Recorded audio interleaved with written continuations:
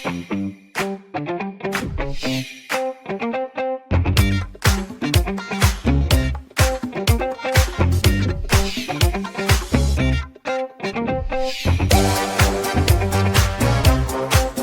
there, let us talk about sound. But before we continue this lesson, did you know that sound is a wave? Yes, sound is also a type of wave. So at the end of this lesson, you should be able to properly define sound, identify some sources of sound, and identify what type of wave is sound. Sound is a type of vibration that can be picked up by human or animal ears and interpreted by their brains. If you look around your environment, depending on the day or time and place, you would be able to identify different objects that produce sound and the unique sounds they produce. For instance, if you're at a bus stop and you pay attention, you would notice that humans produce sound by talking, and cars, motorcycles, trains also make sounds. And when you get home, you would also notice that the domestic animals around your environment also make sounds that are peculiar to them. And in your house, you would also see that different objects like your radio, television, fan, and your alarm clock can also produce sound. Sound waves can travel in all three forms of matter, that is, solids, liquids, and gas. So, why don't we learn a few instances of each? If you are playing basketball on a basketball court and your friend calls on you to pass the ball, the only thing between you and him is air. This implies that his voice, which in this case is the sound wave, is traveling through air, and air is a form of gas.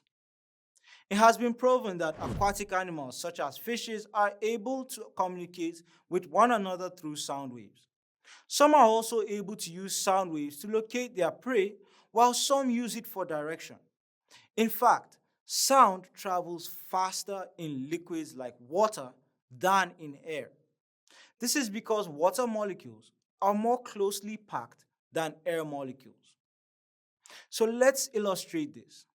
Let us use dominoes to illustrate the molecular structure of liquids and gases. Since we earlier said that water molecules are more closely packed than air molecules, then the space between the water molecules will be less than that of the air molecules. So let us arrange our dominoes like this, with the blue dominoes representing water molecules and the green ones representing air molecules.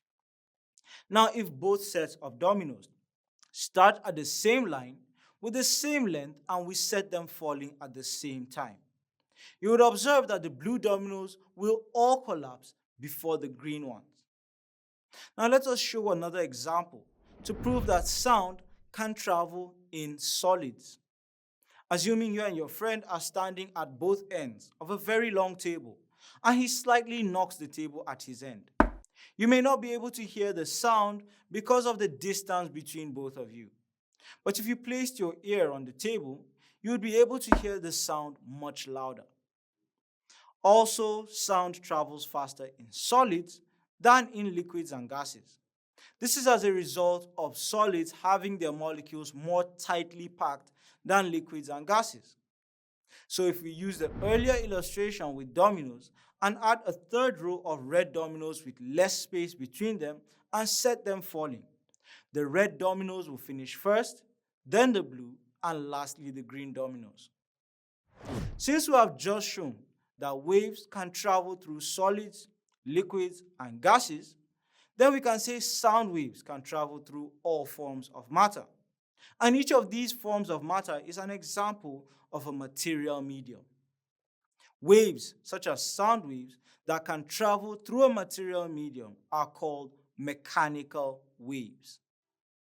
So, do sound waves travel in a vacuum?